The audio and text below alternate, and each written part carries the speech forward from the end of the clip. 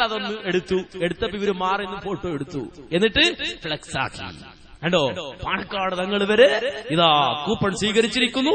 പിന്നെ നിങ്ങൾ ഇതിനെ അറച്ചു നിൽക്കണം, മടിച്ചു നിൽക്കണം. നാളെയാണ് മുടിപ്പള്ളിയുടെ എഗത്ത് വരുന്നത്.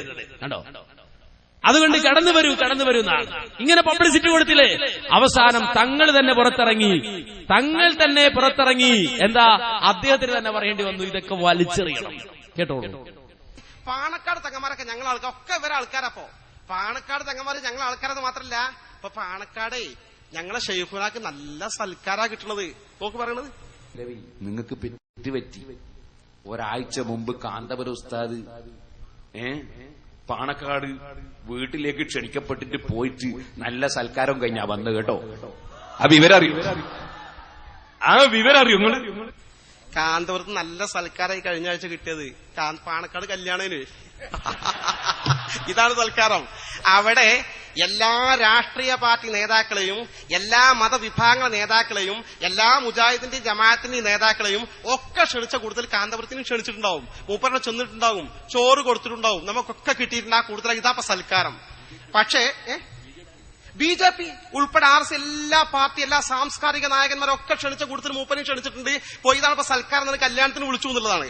ഞങ്ങൾ പറയട്ടെ, ആ തങ്ങളെ പറ്റി നിങ്ങൾ കുപ്രചരണങ്ങൾ നടത്തുകയും നിങ്ങളുടെ ചെയ്തികൾ തങ്ങൾക്ക് ശരിക്കറിയാ, തങ്ങളടുത്ത് ചെന്നിട്ട് വീടിന്റെ ഉദ്ഘാടനത്തിന് ക്ഷണിക്കാൻ ചെന്നിട്ട് ഇപ്പുറത്ത് പള്ളിന്റെ കൂപ്പൺ എന്ന സംഭാവന എന്നാണ് ഇപ്പുറത്ത് കൊടുത്തിട്ട് അപ്പുറത്ത് മൊബൈൽ മാറി നിന്ന് ഫോട്ടോ പിടിച്ചിട്ട് പത്രത്തിൽ കൊടുത്ത് തങ്ങളെ വഞ്ചിച്ച നിങ്ങൾക്ക് നല്ല സൽക്കാരല്ല, തങ്ങൾ പരമാവധി ചീത്തയും കിട്ടിയിട്ടുള്ളത്. ഈ വരെ ഫ്ലക്സും ഈ ബോർഡും ഒക്കെ ഉണ്ടല്ലോ, എന്റെ ഫോട്ടോ വെച്ചിട്ട് കൊടുക്കണേ, അങ്ങനെ ചവച്ചു കൊട്ടിക്ക് മത്സരണം കാന്തപുരത്തിന്റെ. എന്തെങ്കിലും പറയുന്നുണ്ടെങ്കിൽ അതിലാരും തന്നെ ഒരിക്കലും വഞ്ചിതരാവരുത് എന്ന് മാത്രമാണ് ഈ സന്ദർഭത്തിൽ ഞാൻ പറയാനുള്ളത്. കെട്ടുകഥകളും അതേപോലെ തന്നെ ഇല്ലാത്ത കഥകളുമായിക്കൊണ്ട് ആരെങ്കിലും എവിടെയെങ്കിലും എന്തെങ്കിലും പ്രസ് ബോർഡുകളോ അല്ലെങ്കിൽ മറ്റ് പ്രസ്താവനകളോ പ്രസിദ്ധീകരണമോ ഇറക്കുന്നുണ്ടെങ്കിൽ അതെല്ലാം തന്നെ ശരിക്കും ശരിയായ ഒന്നല്ല, മറിച്ച് ജനങ്ങളെ വഞ്ചിക്കുന്ന പ്രവർത്തനങ്ങൾ മാത്രമാണ് എന്ന് മനസ്സിലാക്കേണ്ടത്. അതെല്ലാം തന്നെ ചവറ്റുകുട്ടിയിലേക്ക് വലിച്ചെറിയേണ്ടതുണ്ട് എന്ന്. നിങ്ങൾ ആ ഫ്ലക്സും ബോർഡൊക്കെ ചവറ്റുകൊട്ടിക്ക് വലിച്ചെറിഞ്ഞെളിയുന്നു. ഇതാണ് നല്ല സൽക്കാരം. കല്യാണത്തിന് വന്നിന് പിറ്റേന്ന് മലപ്പുറത്ത് പ്രസംഗിച്ചത് സൽക്കാരം കഴിഞ്ഞിട്ടേ.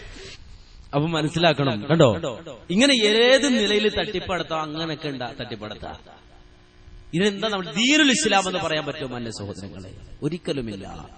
റസൂലുള്ളാഹി സ്വല്ലല്ലാഹു അലൈഹി വസല്ലമ, നബി സല്ലല്ലാഹു അലൈഹി വസല്ലമ പഠിപ്പിച്ച മാർഗമാണോ ഇത്? ഒരിക്കലുമല്ല.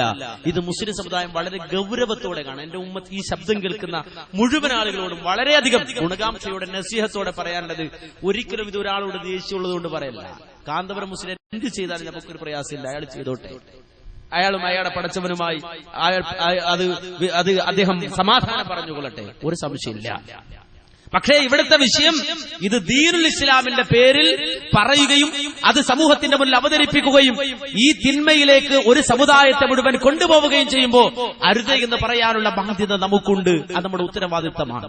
അല്ലാഹുവിന്റെ റസൂല് നമുക്ക് ഏൽപ്പിച്ചു തന്ന ഉത്തരവാദിത്തമാണ്. റസൂലുള്ളാഹി സ്വല്ലല്ലാഹു അലൈഹി വസല്ലമ വിശുദ്ധ ഇസ്ലാം, ആ ഇസ്ലാം നമുക്ക് കൈമാറി തന്നു. ദീനുൽ ഇസ്ലാം നമുക്ക് കൈമാറി തന്നു. ദീനിന്റെ തത്വങ്ങൾ നമുക്ക് പഠിപ്പിച്ചു. എന്നിട്ട് വിശുദ്ധ ഇസ്ലാമിന്റെ അടിസ്ഥാന ആദർശങ്ങൾ കയ്യിലേക്ക് എത്തിച്ചു തന്നിട്ട് നബി സല്ലല്ലാഹു അലൈഹി വസല്ലമ ഈ ലോകത്ത് നിന്ന് യാത്രയായി. ദീനിന്റെ യഥാർത്ഥമായ വശങ്ങൾ ഉൾക്കൊണ്ടുകൊണ്ട് ജീവിക്കാൻ അല്ലാഹുവിന്റെ റസൂൽ നമുക്ക് പ്രത്യേകമായ നിർദ്ദേശം നൽകിയെങ്കിൽ അത് നമ്മൾ സ്വീകരിച്ചേ പറ്റൂ.